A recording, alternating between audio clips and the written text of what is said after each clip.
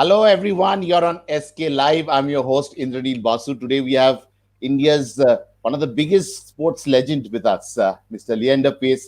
Sir, welcome to SK Live. How are you? Hi, SK Indranil. Lovely to see you. Pleasure to be on the show with you. Oh, I'm it's a quite impressed with your backdrop. That's very fancy.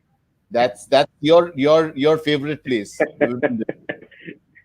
That is the mecca of tennis for all of us professional athletes. Center court at Wimbledon, SW19. Oh, you're How did so you well. manage to do that? This is a computer age, right? You can superimpose images. You can do a lot of things sitting at home. That's very fancy. In fact, I really missed out on playing at Wimbledon this year. Yeah. All of us professional tennis players, a lot of them are getting ready for the US Open starting up next week. But Wimbledon is one of my favorite tournaments in the whole year and missed out on it this year. And you love playing there, don't you? Yes, I won the championship 6 times. Boys junior singles in 1990, and then the mixed doubles a bunch of times, the men's doubles in 99. But 99 was a very special year. I won both the doubles and the mixed doubles then and took a mammoth physical effort and mental effort to just focus through the last 5 days. It was a lot of tennis. I played about 10 sets on Thursday, 9 sets on a Friday, about another 8 or 9 sets on Saturday, and then 8 sets on Sunday. It was a lot of tennis over the last 4 days in 99 at Wimbledon. And you are well versed with every nook and corner of that place, right? That court a little bit. That court is a bit oval actually. It's not Okay. completely flat. It's a bit oval, so the ball can actually, the water can actually drain off the court. But when you hit a slice serve into the corners, the ball actually skids away. So I think those are the nuances of being a professional athlete. You kind of have to know the playing field that you're playing on. It's very important to know, have your bearings and your surroundings, be very aware of them. Also, there, as you can see behind you, Yeah, there are these gangways where the fans come in and out of the stadium, yeah. and I can see two of them behind you. And being an oval stadium, the wind comes through those gangways and swirls. So the center court conditions, they obviously got a roof now. They prepared a roof a couple of years ago, which makes it really special. But center court, normally when the roof is open, the wind swirls, and you got to be very aware of that when you're aiming for the lines. It's a lot of hard work, actually. Sir, you've been a huge fan of Michael Madhusudhan Dutta, the great poet, the freedom fighter who wrote lovely dramas. Uh, Tell us about what inspires you about Michael Madhusudhan Dutta. Well, he is my great great great grandfather from my maternal side. Okay. Comes from my mother's lineage, or rather, my mother comes from his lineage, and hence all of us. But I think more than anything, it was his poetry that stuck. For me, I am a bit of a rebel with a cause, and his poetry was very special because his ideology behind the poetry that he wrote was in a very it was a very distinctive Bengali script, and Okay. with the way that he would write his poetry, it was all about freedom. It was all about he was a freedom fighter, trying to get freedom for India against the British.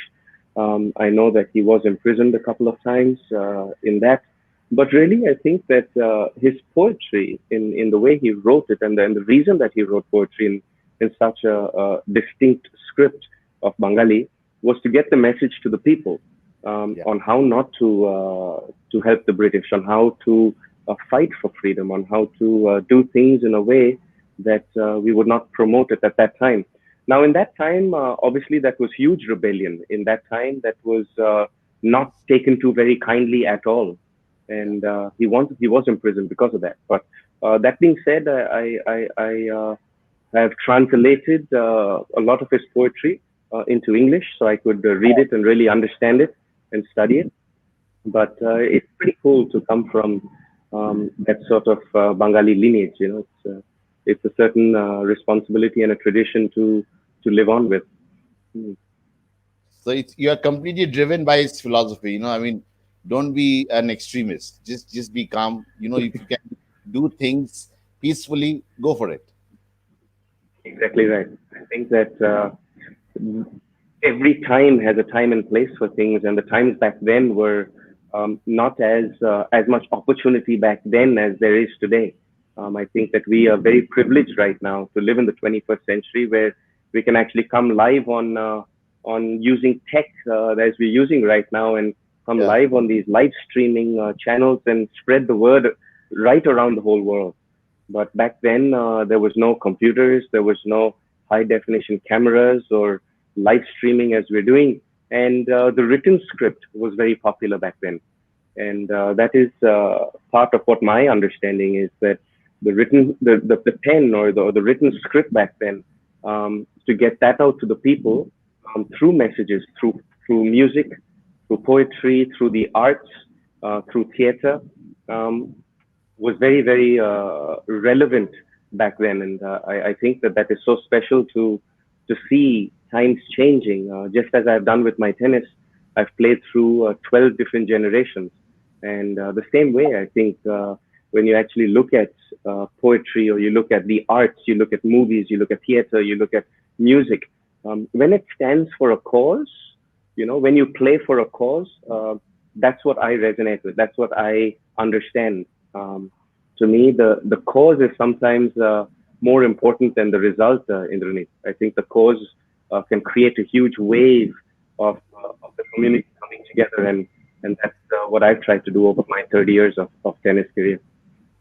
And it's the cause which makes it gritty also. If you look at Michael Madhusudhan Datta, he was imprisoned, and from there he had that grit, and that kind of grit to keep writing. And same with you always had a grit as a child, prodigy.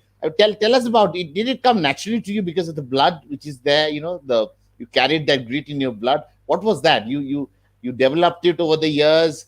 So were you born with it? What are your thoughts? I think the grit came very naturally to me. I think growing up on the streets of Kolkata or the streets of India, there's a certain sense of grittiness, a certain sense of ruggedness, Yeah. and I think it also came from the environment that my parents set up for me. I feel really blessed that I grew up in Kolkata with the heritage and the history and the creative arts and the literature that was there. So on one side, when you go to school at La Martiniere, when I was in school, I was given all of that rich culture. But then on the other side, when I did come home to Park Circus, where I grew up, I would play gully football. I would play gully cricket. I would play out in the streets barefoot with all the other kids on the street.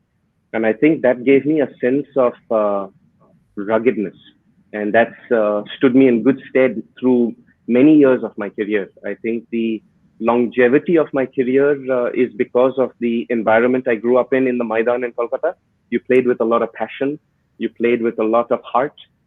You realized that you played for the people. And as much as a lot of my other peers say, you keep talking about playing for the flag, and you keep talking about playing for the country, and you keep talking about playing for the people, you kind of overdo it. But I guess they don't understand. I guess they don't understand that when you play for 1.3 billion people, there's a Yeah. certain sense of patriotism that comes in. There's a certain sense of passion that comes in. And I've always said, I am the people's champion. I play for the people.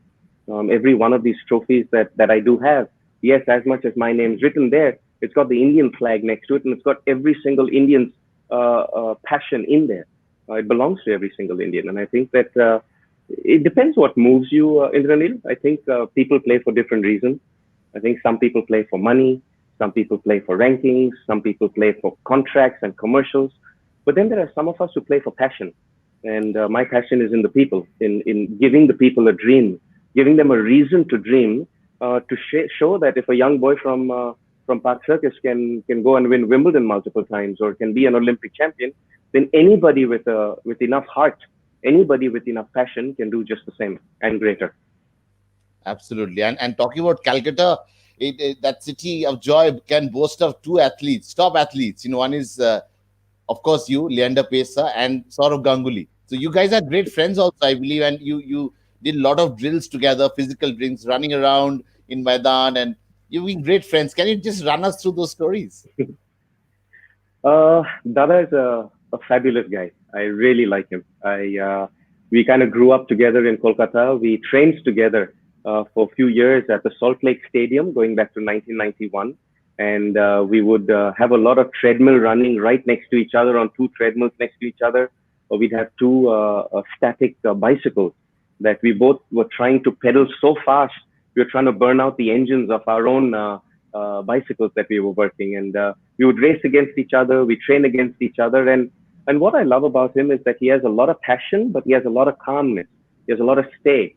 I think that Saurav Ganguly epitomizes what an athlete can be, because not only was he a great captain for India, but also he's doing a fabulous job governing the BCCI for me, and a fabulous job governing the Cricket Association of Bengal.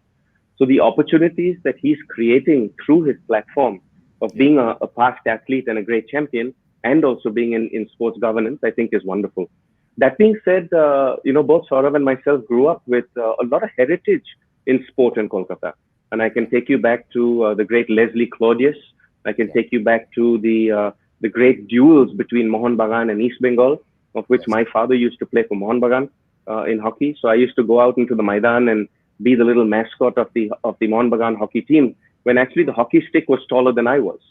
And I would go out there, and the mounted police in the Maidan, I used to love playing with their horses. I would love the jhalmuri out in the Maidan that they would make with the shoshotel. I would go out there and run the field and mingle with the crowd. And if you look at the rich heritage we have through sport, there could be Chuni Goswami in football. There's Baichung Bhutia in football. There's Jaideep Mukherjee, Premjit Lal, my mentor and my first Davis Cup captain, Uncle Naresh Kumar, who is a huge reason why I am who I am today. Yeah. Zishan Ali, Akhtar Ali. I'm very grateful to the Ali family, because Anwar Ali, Zishan's uncle, was my first tennis coach. And he made tennis so much fun for me, Indranil, that is the reason I still play today. We used to go off to the Outram Club, which is just opposite St. Xavier's School. Yeah. And we used to go there and practice every afternoon. And whenever all of us would show up for practice, at the end of a 3 hour practice session, he always used to get us those ice cream sodas. A lot of the times, I think the kids showed up for the ice cream soda more than the tennis. But Kolkata was a great city to grow up in, and I feel really blessed to have grown up there. The friendships, the relationships at the CCNFC club, the South Club, the DI, the relationships are just fantastic. The Paliganj club now, just great club culture in Kolkata. Wonderful community to grow up in. Absolutely. And people are involved. They love their sport. They want to know what's happening in your life. They want to know how you're preparing for a particular tournament. They're very involved. But tell me something. Did Saurav Ganguly manage to beat you any of the those training sessions? Because your stamina. Saurav's a strong boy. Trust me, he is a very, very strong boy. He looks very intellectual, which he is, but he's a very, very strong athlete. I used to love watching him play cricket, because being a southpaw, being left-handed, there was a lot of style, there was a lot of grace, and our training sessions were a lot of fun. There was a lot of knowledge exchange. We would trade secrets about how he would train, how he would approach his cricket, how I would train, how I would approach my tennis. And there was a lot of mutual friendship there. And I think that's one of the best things about sport, is the camaraderie. I feel like one of the reasons I feel blessed having such a long career is that over those 12 generations of athletes that I've played through, the relationships are solid. Obviously, there will be one or two people that you just don't jive with, just don't gel with, because they kind of march to a different drum beat, and that's fine. You Yeah. respect them and you move on. But for 99% of all the rest, I've just been very blessed with great relationships. So I feel lucky. You know, uh, do you ever plan to come into tennis administration like Saurav Ganguly has done? Once you retire, many years. I feel like if there's a chance to do good for the youngsters and give the youngsters an opportunity, then I would look at it. But as of right now, I've been focusing so hard on my tennis over the last 3 decades that I've been focusing on trying to put India on the map through Yes. tennis and win Olympics for India, win multiple Grand Slams for India, make sure that we can be number one in the world, as I have in doubles and so on and so forth, to prove to the youngsters that with the right systematic planning, and a lot of hard work and a tremendous belief in yourself that they can be champions too. So to answer your question, if the right opportunity arises, I would look at it. But as of now, I'm still finishing up a wonderful career. Absolutely, and I can see a remarkable intensity when when you play ATP tournaments and then you play for India in Davis Cup. The body language, it's so intense, so powerful, so strong. I mean, you're completely different when you're playing for the country. And we get that sentiment. And what are your thoughts about it? Well, you put a Indian shirt on my back and you put a Indian flag flying up in the sky, and nothing will stop me. I think that it's so most people really understand it. They get the fact that I come from a family of patriots. They get the fact that I come from a lineage of people who played for the country, people who worked for the country, people who fought for freedom. And whether it was Michael Madhusudhan Dutt, or whether it was my mom captaining the Indian basketball team, whether it was my dad winning a bronze medal in the '72 Olympics in Munich, and also the fact that I'm an Olympic baby. I was conceived in Munich and born in June '73. I think that there's a naturalness. It's just something that comes very smooth, very natural. So I don't really fight it, or I don't really argue with people who do not understand it, because they just don't know. For me, it is something that drives me tremendously. I used to polish my father's medal every Sunday morning, and I Wow. would take out a tin of Brasso and a little dirty rag, and I would sit on the floor at home in Park Circus, and I would polish his medal until it shone so bright. And I would ask him what the goddess of Athena meant. I would ask him about the ribbons, and I would ask him about the wreaths. And I was very fascinated. Out of all my mom's trophies, out of all my dad's trophies, and there were plenty of them in the house. Right. This one trophy stood out. This one Olympic medal really stood out, and I always wanted one of my own. And I feel my whole life's dedication and hard work has been towards playing for the country, whether it's in the Olympics, the Davis Cup, the Asian Games. And there's a reason I have two world records in that, because I've just dedicated my whole life to that. Yeah. But representing India in 7 Olympics, I think that is something phenomenal. I don't think anyone can do that. This kind of longevity and staying at that level. I think two athletes come to my mind. One is 7 times world champion Vishwanathan Anand, and second is Leander Paes. What are your thoughts? I think records are wonderful. Records speak of the dedication to your profession. I think the history books are very true. You can, in our modern day of marketing and positioning and social media, everybody becomes a legend because they say so. And I believe that in this modern world that we live in, people use social media a lot to proclaim the best versions of themselves.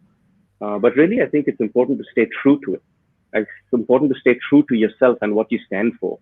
And I think that the history books never lie. When you actually look at the history books and the records that are created over time, I think legends become legends for a reason, not just because society calls them legends. It's because they have done legendary things in the history books over decades.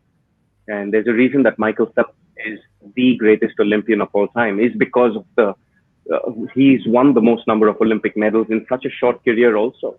Phenomenal athlete. There's a reason that Vishy Anand is one of the greatest grandmasters that we've ever had. Uh, Absolutely. in sport, I think he's a phenomenal athlete. I don't think Vishy Anand is given his true credit because of the fact that chess only recently has started becoming popular. But really, if you look at the history books, I think that those are the things that some of us guys play for, is to rewrite the history books. But that being said, I think every record is created to be broken. There were my predecessors before me created the world records that we tried to live up to. And now that I have the record in the Olympics for the most number of Olympics played in tennis, I hope that someone will come around and break that record. I do feel they got to be a little crazy though to play for that many years, but I hope someone does come around and break that record. But my job is to make sure that India stays in the record books, whether it's in Davis Cup for the most number of wins in doubles in Davis Cup, and also I'm one match shy from having the third best win-loss record in Davis Cup history. So I'm really hoping to be able to get back to playing and winning one more match there. But at the same time, having the Olympic record, and maybe with a bit of luck, If Tokyo happens in 2021, we will see how that comes around. But there's still a lot of ways to go between now and the summer of 21. But as of right now, just staying fit and staying happy and trying to get through this lockdown. Well, what's your target like? When is your next? Which is the next tournament you're planning to play for India and for yourself? I know that the boys are a lot of the professional athletes, both boys and girls, are playing at the U.S. Open coming up shortly. Yeah. I know that a lot of athletes are in New York already preparing for the Cincinnati Open in tennis, and also then the U.S. Open, which is the fourth major of the season. We've already lost out on Wimbledon, and the Australian Open was a fantastic event. The French Open has been postponed till October, end of September, October. So that's left to see whether that will happen. But I'm hearing a lot of conflicting um, facts that are coming out of the U.S. Open. Certain coaches and trainers this morning have tested positive, so them and their athletes have been asked to go back and leave the bubble. But just as the NBA has done, they've created a bubble around the U.S. Open and the players' hotel and the tournament, so that nobody gets steps out of that bubble and exposes themselves to coronavirus. So for me, I'm very interested to see how the U.S. Open and how the Cincinnati Open play out over the next 3 weeks. I think that will definitely lead the path for the rest of the season of 2020 and then subsequently for 2021. I think that a global sport like tennis, which is played all throughout the world, Indranil, it goes all the way from Auckland, New Zealand, all the way Every to Buenos Aires, all the way to Mexico, to Argentina, Brazil, New York, for the US Open this week, played all throughout the world, Europe and Asia. Um, it is not easy to travel, before the vaccine comes out. It is not easy to travel unless there is certain level of security and safety out there. I feel that as a professional athlete, where my job consists of weekly travel through airports and planes and staying at hotels and playing in public arenas, where even though the public now are kept away for their safety and for our safety, and we're playing behind closed doors, I really miss the face to face. I miss that face to face interaction, because when you get on a field, or you get on a playground, or you get in an arena, or you get onto the very same court that is on your screensaver behind you, yeah, you see the empty stands right there behind you, and it looks empty. It looks yeah. very, very different to when I played on it, or when I won the multiple Wimbledon titles in that very stadium that was packed with Indians, that was packed with tennis lovers. And for me, that passion for tennis being such a global sport is a huge reason why I play sport. There's the public, the educated tennis fans that come out there, the people that fit into those seats and make a stadium magical. That's a huge reason why I chose tennis as a profession. So I really miss the crowd and the public interaction. I miss that face to face. Absolutely. And was it a deliberate decision to skip US Open? Can we say that from your Yes, side? it is, because I feel it's not really safe at the moment.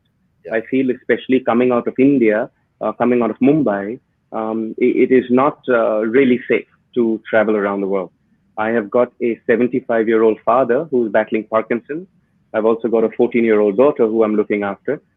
So when you look at my particular situation, I think every human being has their own situation. I think every athlete has to make their own choice.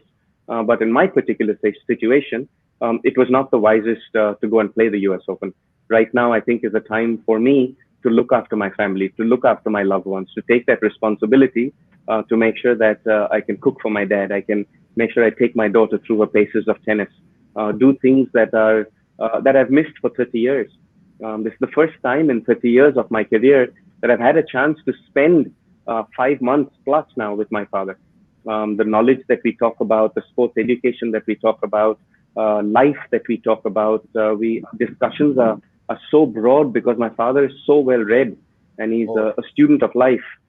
For me, I am really cherishing Indranil this moment that I get with watching my father and my daughter interact, taking my daughter through the paces of tennis, teaching her the nuances of fitness training and mental toughness and kind of lighting the igniting that passion within Ayana for her to take up tennis as a profession as well. So I'm really enjoying this time. It's like I said, it's the first time I've had in 30 years, and it's as much healing for me as it is, to see the smiles on both my daughter and my father's face. I love seeing them happy, so I'm enjoying Abs- this time. is she good? Like a dad? She thinks she's better than her dad, but I think it's gonna take a while. I think Ayana's got her work cut out for her. Tennis is a very grueling sport, physically and mentally, and also through the travel. The loneliness of the travel is takes its toll over time. But that being said, I'm so proud to play a sport that has equality, that has equal rights for men and for women, that has equal pay for women and for men. And that's one of the reasons I've kind of guided Ayana towards tennis. I feel that she's done very well to kind of find her way through this lockdown period, where she's doing her fitness in the living room. I bought her a bunch of different apparatuses that she can use, whether it is ropes for her shoulders and strengthening her upper body, or whether it is skipping ropes, or whether it is different training equipment that she can use inside the house to keep up her fitness levels and to make sure she doesn't lose time. Because I think a lot of athletes have already lost 2 years, even though we have been into the lockdown for about 6 months, give or take, depending on which city you live in. I feel like, excuse me, a lot of Olympic athletes have lost out a lot of their training preparing for the Tokyo Olympics. And I think that as we come out of the lockdown and as sport resumes behind closed doors, I think we're still well away from having a full schedule on a professional tour, especially a global professional tour. So it's going to affect a lot of these athletes' performances when they come back. You're seeing that. 100%. I think it's already affected a lot of athletes who have missed out on Tokyo 2020. A lot of athletes will be struggling to continue their training in such an elite, high performance level to peak in 2021. I think the La Liga did a great job continuing their league this year and completing it. I think the English Premier League did a great job continuing their league and completing it. And now we're right in the final stages of the Champions League and Europa. I think that the NBA are doing a great job in a bubble where they've all gone to Florida, and all the athletes are living at one location, playing at one location behind closed doors, and they're using live streaming and television to reach out to the fans. I think that I won't be surprised if that becomes the new age of sport post coronavirus. I think that live streaming and digital streaming and also television in a new packaged form is going to be the way forward for a lot of our sport. Golf is doing a good job now because golf is also very much like tennis, a global sport, and Yeah. they've resumed golf tournaments in Europe, the European PGA and the PGA in America. The LPGA has already started as well. So it's great to see two sports like golf and tennis, which have very natural social distancing already, because the distances from one end of the baseline to another end of the baseline in tennis has its own natural distancing. And at the same time, with golf being an individual sport again, there's very natural distancing on the golf course when you play or you practice. So it's great to see both these sports coming back. Absolutely. And you must be training really, really hard also, whichever, space and, whatever space you're getting. You must be doing your bit also, right?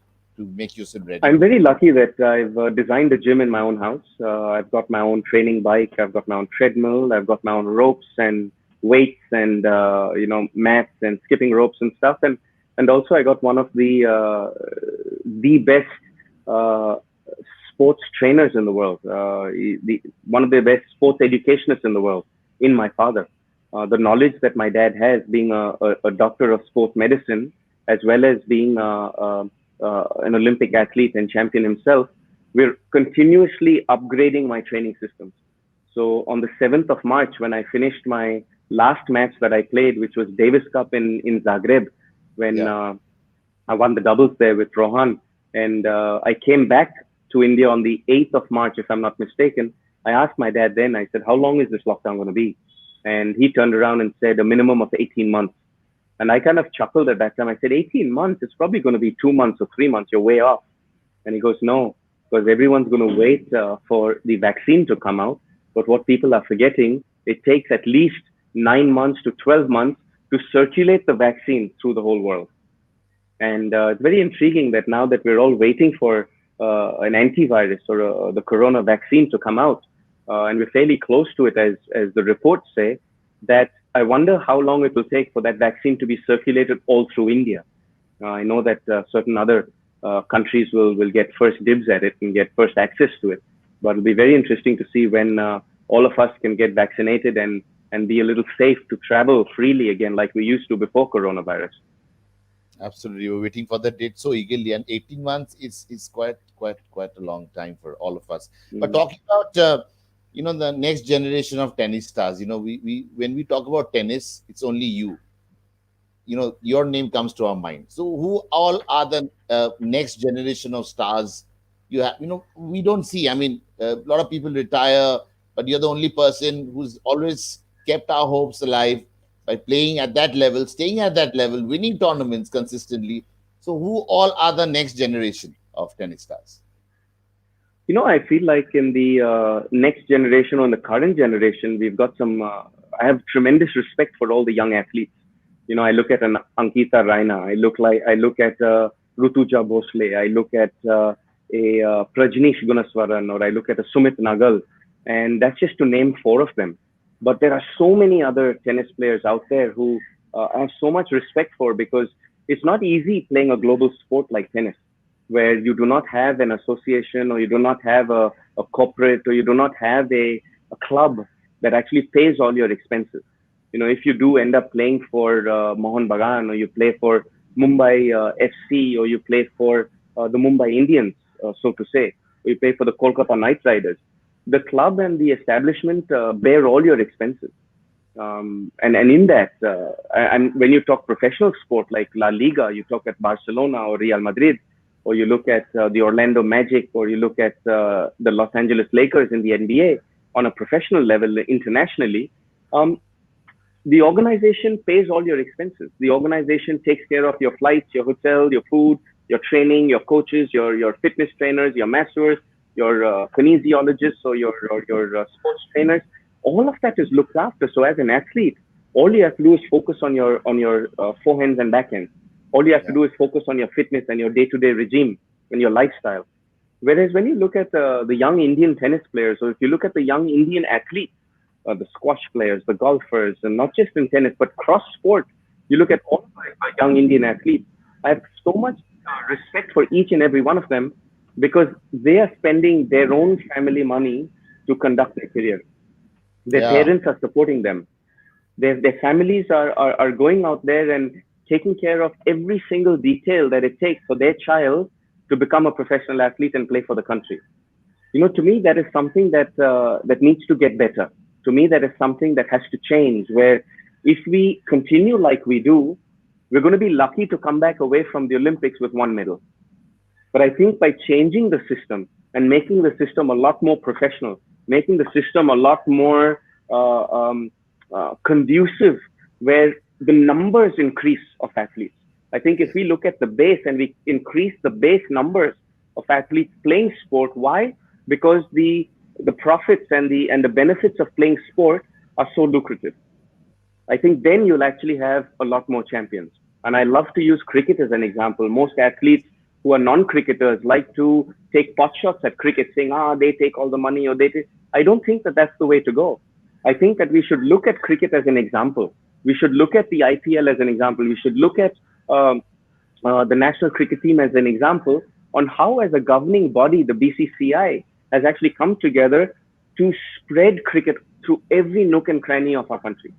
If you look at any young boy or girl now, even playing cricket, they know that if they do well and they work hard enough and they get to the top, even though only 11 players can play in a team and maybe another 11 as reserves, so you got 22 players out of 1.3 billion who can play for the national cricket team. The largest sport today where the numbers are playing the game is in cricket. And I think that that is a job really well done by the community of cricket to promote the game. And I think that we guys playing different sports or playing Olympic sports. We should actually learn from cricket and popularize our game and give benefits to the past athletes. I'm not talking about myself. I'm doing fine.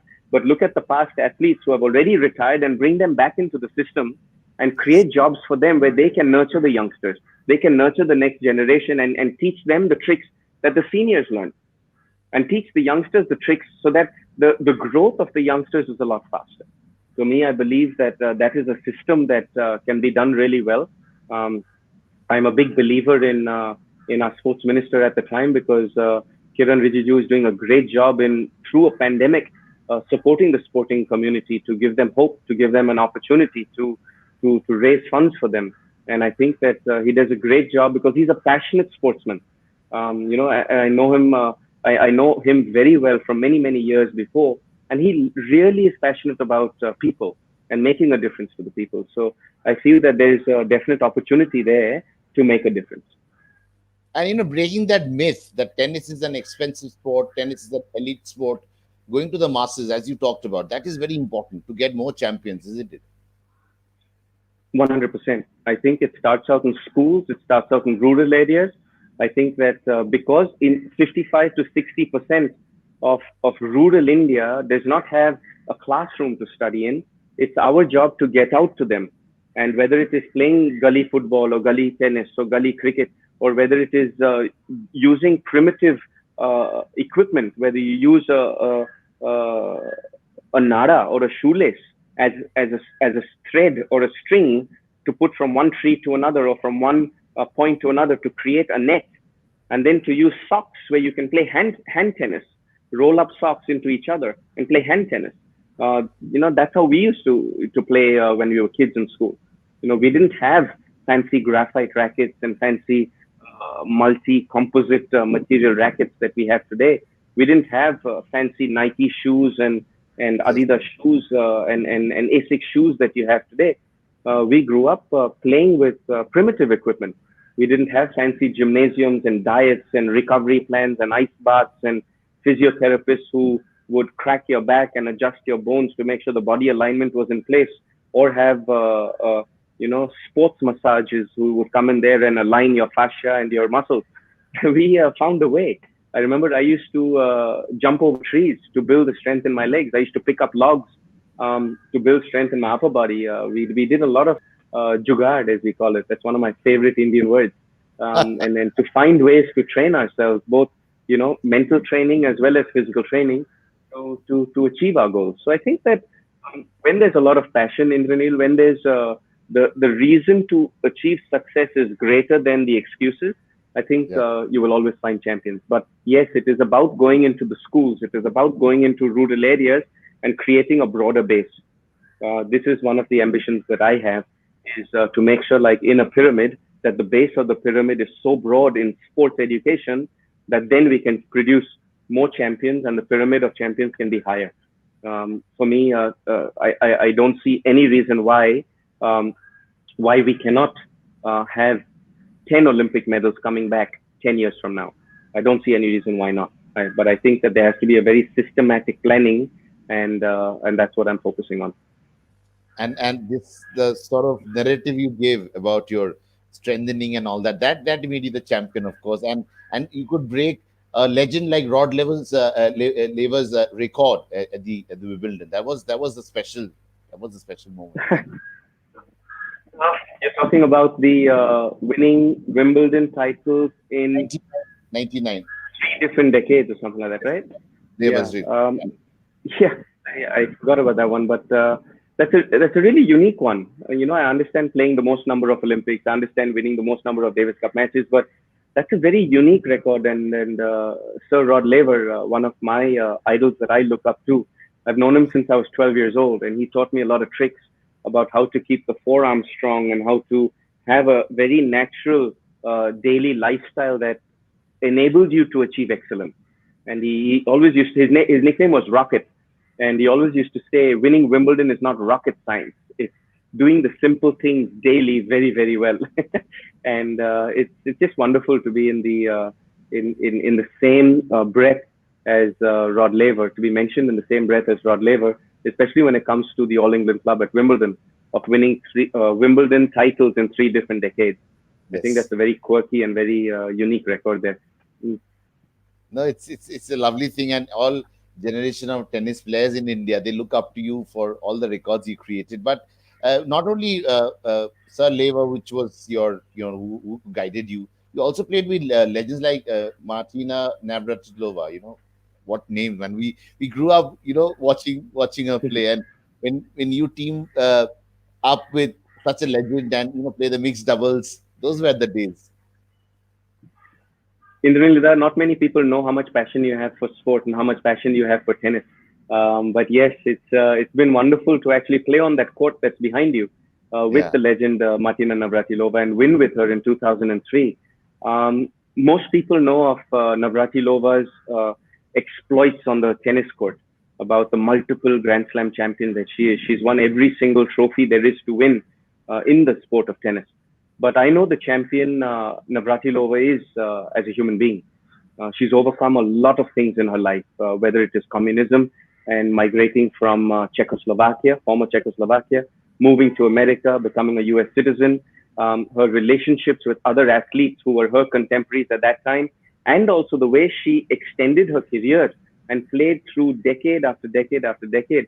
One of the very high points in my career was winning Wimbledon with Navratilova in 2003, and making her the oldest uh, champion in the Open era, I believe, at Wimbledon. I feel like uh, having rewriting the history books is very unique, and to be able to play with legends like Martina Hingis, Martina Navratilova, is really really special.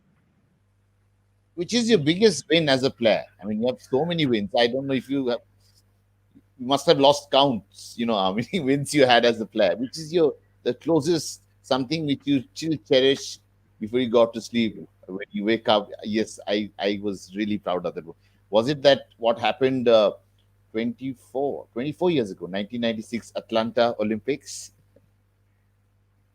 I would say that winning my Olympic medal would be my most cherished trophy.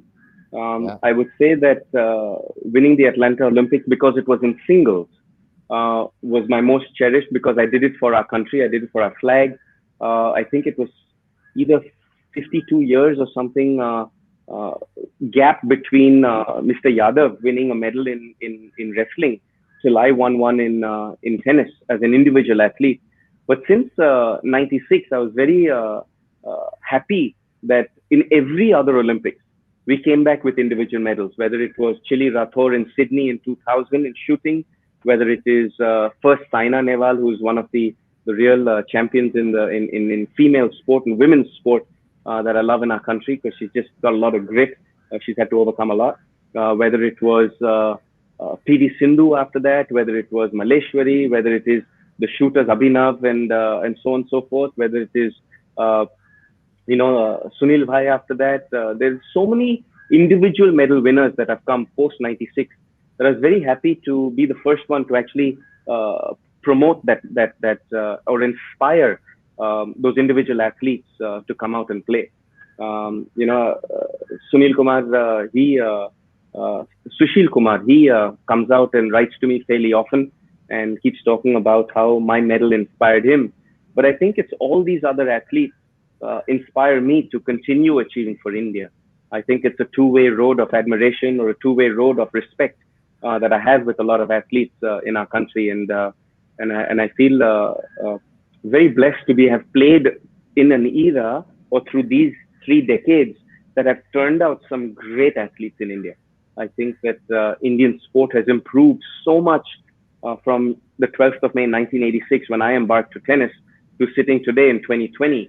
I feel really, really honored to keep inspiring these youngsters, but I also in like uh, get inspired by them as well. I mean, talking about athletics, athleticism and everything. I mean, little that I've seen, the biggest athlete I've seen from India emerging was, of course, Kapil Dev, former Indian captain, cricket captain. And I've seen you doing the same, that. And there was always a thing when, oh, Leander is still playing. That was a sentiment. Are you still playing? He's still continuing. Oh, he's still there. He hasn't retired. So, so So, I mean, You when you say it get with a lot of love and you say it with a lot of respect. There are a lot of yeah, others who don't. no, but A that's few others who don't. Like, but will you just retire already? Will you just move on? It's done. You've won all your trophies. Move on. It's no, been no, kind of funny to push that thought. it's a good thought. That how come someone can sustain at this level. So it's a secret. It's a secret. I mean, only you know how you maintain yourself, your body, your your discipline, your diet, your fitness regime. But it's a secret. I mean, how do you when you people tell you, are you retiring this year? Are you retiring next year? So how many? So what do you tell yourself when you hear such questions? Well, I chuckle. I have a really good laugh in Renil because if you look back in 2003, was I was forced into getting off the tour for quite a few months, and people thought I would retire back in 2003. But really, since then, I've just kept on reinventing myself to come back for my fourth Olympics, reinventing myself to come back for the fifth Olympics, and subsequently the sixth and seventh, which we finished in Rio, and now preparing for Tokyo. But most people who know me really well or including my really close team, they keep inspiring me to continue playing. They keep inspiring me to keep raising the bar and pushing the limits of the human body and the human mind. And for me, sport is not just about winning. It's not just about trophies. It's not just about having fancy bank accounts and writing the history books. But sports is about a lifestyle.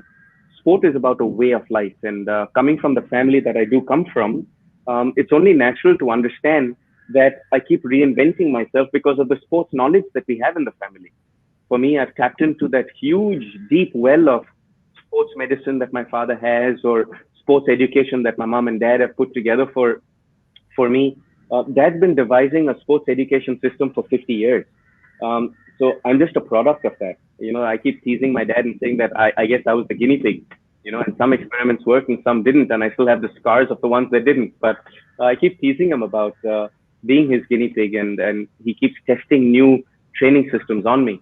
But for me now to finish off a long career and finish it off in style, to make sure that India keeps belonging in the history books and we raise the bar so high on all the world records that it's going to be very tough for someone else to come and break. But also to take that knowledge and of 50 years of what dad and mom have put together and be the vehicle to actually spread that knowledge, not just to my daughter Ayana, but to give it to her, but to give it to all the children around India, to give it all to the children around the world and give them a better platform to become pure athletes, for them to do mental fitness as a curriculum, for them to do emotional fitness as a curriculum, for them to do high level physical fitness in schools. I think this is something that will create healthier human beings. This is something that will create a healthier community. And especially in India, where we are so cerebral, we're so intellectually smart, that it's important to actually have a healthier race. Two of the things that we have in India is not something to be proud of. We are um, number one in the world in diabetes, and we're number one in the world in obesity. And Yeah. those are two things that not is not something to be proud about. And I think that sports fitness and sports knowledge of diet and sleep and lifestyle can actually eradicate or definitely bring down those numbers. I think also that when you look at mental issues, when it's depression or when it's peer pressure or when it's anxiety, those are the issues of the day. I think the coronavirus has just magnified weaknesses all around the world. And I think that mental health becomes a very relevant curriculum or a topic to discuss. And I think through conversation and through discussion and through a lot of empathy, I think that we can eradicate mental issues and or obesity and diabetes in our country. Quite often we see legends in sports legends in India. They don't get a proper farewell. A lot of people have shown their bitterness towards it. That how recently MS Dhoni retired. He just one day decided to hang his boots. He was not playing for more than a year. So, what are your thoughts? Is it actually true? Is it they say in cricket only Sani Gavaskar was the only legend who just went on a high, and every other legend was pushed out of the system. What are your thoughts? Captain Cool. I think MS is just a fantastic captain. I think he not only won India the World Cup in two different disciplines in one day as well as in 2020, I play a lot of football with him, and I think he's just really true to his name, Captain Cool. I think he's really awesome. I think that MS can make a big difference in our community, a big difference in our country, and I really hope to see his next innings being larger than life. I hope that his MS Dhoni's next innings is larger than what he's accomplished in cricket. And that being said, I feel that every human being knows the right time when to pivot from one career to another. I think every human being knows the right time for ourselves when to embark on a new journey. So I respect and trust his decision in doing that, but I also show a lot of gratitude and a big thanks to MS Dhoni for winning us the World Cup in two different, uh, the one days as well as the 2020s, and at the same time of showing young Indian kids that they can be champions too. So I think he's really Captain Cool, true to his name. Absolutely. And talking about wins, you have 43 Davis Cup wins, which is a world record. You're taking three away. It's 46, but it's okay. 46. Sorry, I beg your pardon. Sorry. It's those last three I worked really hard for, Anthony. I'm sorry, I beg your pardon. Yes. Yeah, You it's been a. Sorry, Go ahead. sorry. No, no, go ahead, please. About those It's 46. been a long. It's been a long journey in Davis Cup, and I'm so honored that my first Davis Cup captain, Mr. Naresh Kumar, who has just been coveted with the Dronacharya Award, so well deserved because he's given his whole life to nurturing youngsters in our country. When Yeah, he was the player in Davis Cup, India got to the World Group Playoff finals against South Africa. As the Davis Cup captain, the non-playing captain, he took us, Ramesh Krishnan and myself and Zishan Ali, to the semi-finals of Davis Cup, where we beat the formidable French team in the summer of 1993 and got to the semi-finals. I think that Naresh Kumar deserves the Dronacharya Award so much, and I have a lot of gratitude to the Sports Ministry for recognizing Naresh Kumar's efforts in building so many young champions in the field of sport and tennis in our country. And I myself, in particular, Naresh Kumar is my mentor. He's one of my pillars of my team. He's like a guru for me, and he basically guided me all the way from the age of 11 all the way through. My parents' home and is very, very close to Uncle Naresh Kumar's home in Kolkata. It's not even 100 yards away. And I would always knock on his door if I needed advice, or I'd always pick up the phone no matter where in the world I was traveling from, and pick up the phone and ask him for advice if ever I was ever confused or not sure which path to take. But he always inspired me. She stood out for me, and the fact that he picked a young 15-year-old boy to come and play Davis Cup for India, and he put his captaincy on the line because a lot of people went against him when he wanted to field me in Davis Cup in February of 1990. And he said, if you're not going to play this young man who I believe in, then I will step down as captain. And you don't see that so much in this day and age. Everyone is looking to protect their own seat, and the world has moved on so much right now that the benefits of keeping your position in a team or is so high and so great in terms of adulation, in terms of earnings, in terms of popularity, that not many people do things that put themselves in jeopardy or put their own seats in jeopardy. So to see Uncle Naresh stepping, putting his neck out there and stepping out there to support on what he felt was right. I guess my 30 years of playing for the country and the record that we have now for the most number of wins in Davis Cup doubles history ever really kind of stands out because I was chosen as a 15-year-old. So I'm very grateful to Davis Cup for what it's given me to allow me to play for the country, allow me to play for the flag, and most importantly, to go into the stadiums all around the world and play with the tricolor in my heart for our people. absolutely. That's and we just see the glossy part of it, the finished Mm. product. But how much sacrifice people actually go through, the coaches and nice to hear those words from you. You've touched down upon every individual who has made you what the champion you are today. So that's and you remember each and every bit of it. That is something really, really incredible. I think it's important to give gratitude. It's important to give thanks. I think it's Yeah, important to respect the people who even brought you a glass of water when you're thirsty. I think that the quality of life, in my understanding, is about cherishing and celebrating the people that we um, cross paths with through our lives. Sometimes it could just be a fleeting moment where I give a fan a high five or I give a fan an autograph, or it could be a lifetime of growing up through two wonderful parents where, yes, it's easy to say now that they would have loved me even if I didn't have trophies. But even as a young man, the way they nurtured me with discipline and with boundaries of how I conduct myself as a human being or as a young gentleman, I think gratitude is necessary. I think that especially in the world that we live in today, in the 21st century, it's important to teach our children and our loved ones the same boundaries and the same guidelines of goodness and of humanity and of togetherness and of community and of passion and of truth and also of never cheating or never doing the wrong thing. Because also now the way that marketing is publicized and the way that marketing is grown through social media, anything goes. And if you say one thing enough times to the people, they tend to believe it. But I am not a believer of negative publicity. I'm not a believer of negative marketing, and I also believe in the truth and bringing the truth out.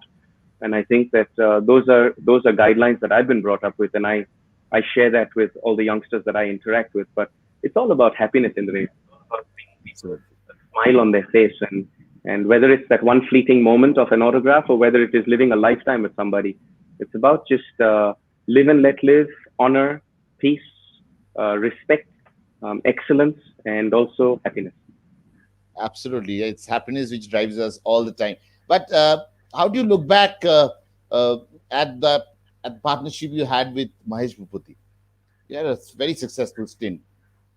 So how do you look back? It was fantastic. I think that as two young boys who, when we were about 16 years old, we shared a room in Wimbledon, a little dormitory room. It was not even 10 feet by 5 feet.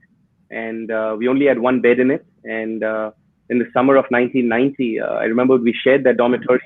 I was playing the main draw of Wimbledon at the time in the juniors. And Mahesh was in Wimbledon and he didn't have a place to stay in. So I offered him my room to stay, only with one criteria that he had to be back in the room by 10 p.m. because that's when the lights go out and the door goes locked because I need to go to sleep. Because the next day I was working hard to win a title that week at Wimbledon. And Mahesh and myself have shared an unbelievable friendship through ups and downs, through a lot of differences, because we are very different as people. And I'm not about here to sit and tell you who's right or wrong. It's just when two different people come together, there are going to be differences.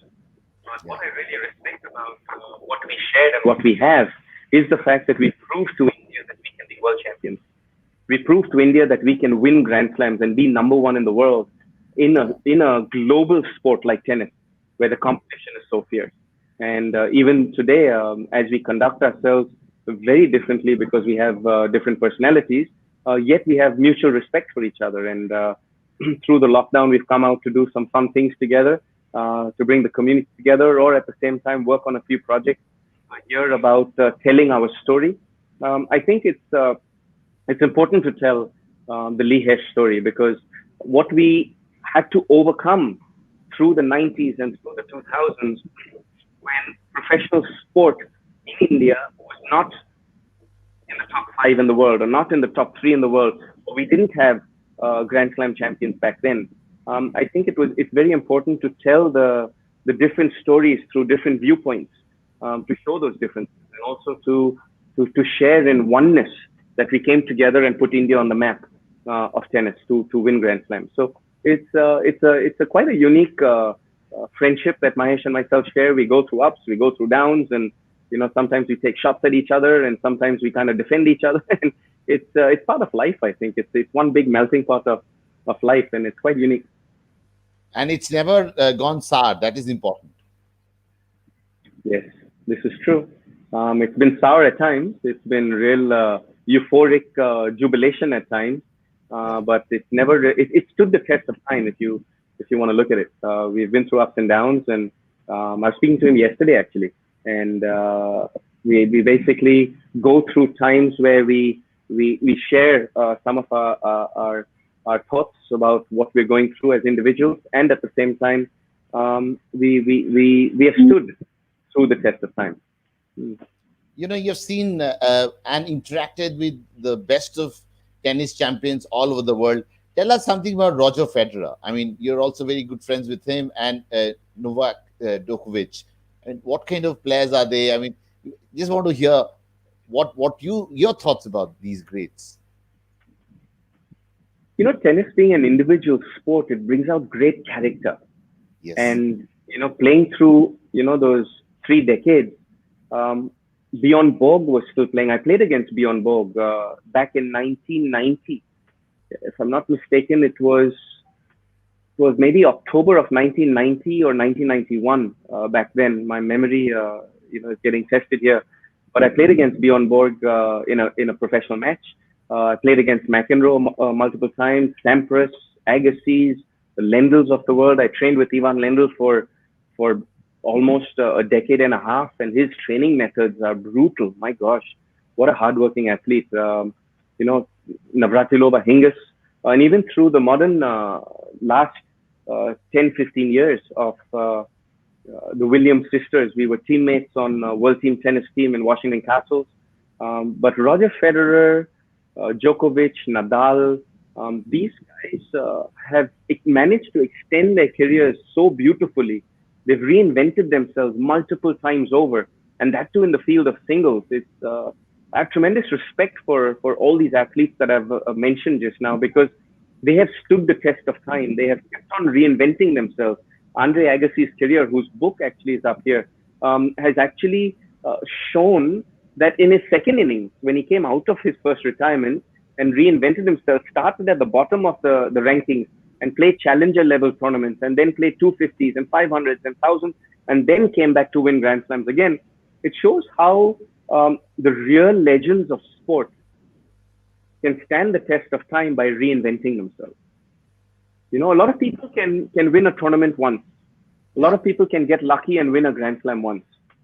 But when you have real legends, real achievers like a Roger Federer, a Djokovic, a Serena Williams, a Venus Williams, um, a Navratilova Hingis, or you look at a Sachin Tendulkar's career, you look at an MS Dhoni's career, you look at Vishwanath Anand's career. These cats have really extended their careers and stood the test of time, reinventing continuously. And to me, these are the ones that I have tremendous respect for, and I learn a lot from.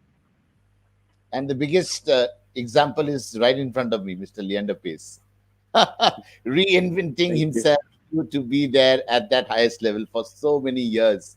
And I hope it continues like that. Tell us some interesting something, untold story which you never shared before on any platform, something which left a very positive impact on your life. With such a long career and such a full life, we're Yeah. going to need another 100 interviews to actually do this. And I'm so proud to be your 100th live interview on SK Live. Thank you. Indonesia, I'm very honored.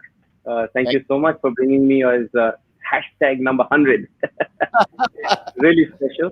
But to you. are share stories with you over my whole life, we would definitely need another 100 interviews. And I am in the process of writing an autobiography. I'm in the process of working on some other really cool projects, which I can't really speak about as much now. But this lockdown has given me a lot of time to introspect, Indranesh. And I will tell you that so far for 30 years, I've been working so hard to rewrite the history books, to work diligently day to day over 30 years and win laurels for our country and for my family. But now that I've lived such a full life, I think it's a good time to tell the story. One of the cool things that I watched in this lockdown was Michael Jordan's The Last Dance. I think it was really special the way MJ came in and gave the platform to his teammates to tell their story, to give a Dennis Rodman or a Tony Kukoc or a Phil Jackson or give Scottie Pippen a chance to tell their story through MJ's platform. I also think it was really unique how we took a Larry Bird and a Magic Johnson and even though they played for the Lakers and the Celtics, but yet through their story, Michael Jordan's story was also told.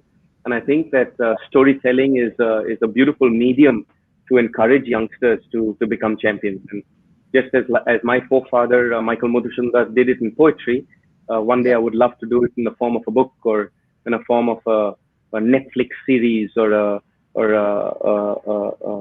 digital series or a Hollywood movie. These are things that actually move me a lot. So I've got my work cut out for me, and I'm really looking forward to the next few years ahead. They're going to be really busy. And before we let you go, one last question. I mean, you've spoken about every tennis legend. We also have these Rohan Bopannas and Sania Mirza who really made us proud also. So your thoughts? I mean, being with them, you've seen them grow. So what are your thoughts? Like I said, I have a lot of respect for all the young Indian athletes that are playing now or that have retired or that are coming up and nurturing their skills. Um, I won a I won a Asian Games medal with Sania in Doha. Okay. We won a gold medal there, and I think we won a bronze medal in mixed doubles as well. So that was really cool to bring laurels to India with her.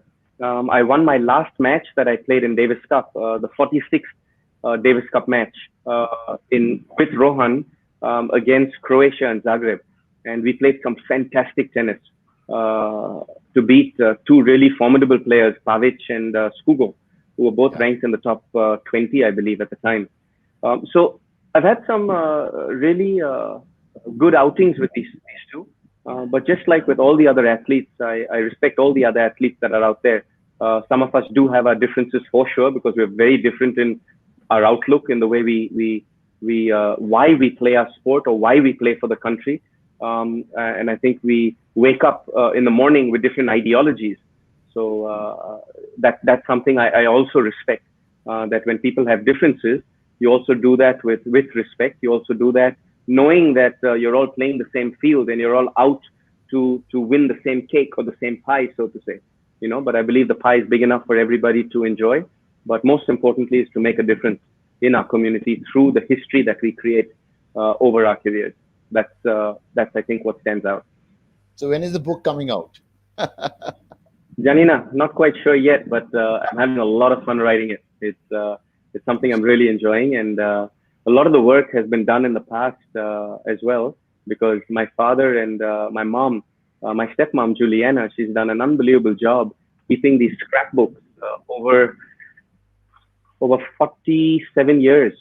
My dad and my parents have kept scrapbooks of every single newspaper article that has got my name in it, or every magazine cover that has my picture in it, or every match that has been shown on television. They've recorded it. So there's just so much of a body of archival work that with these different projects that I'm enjoying right now, we're biting off little bits and pieces of different storyboards that we can tell.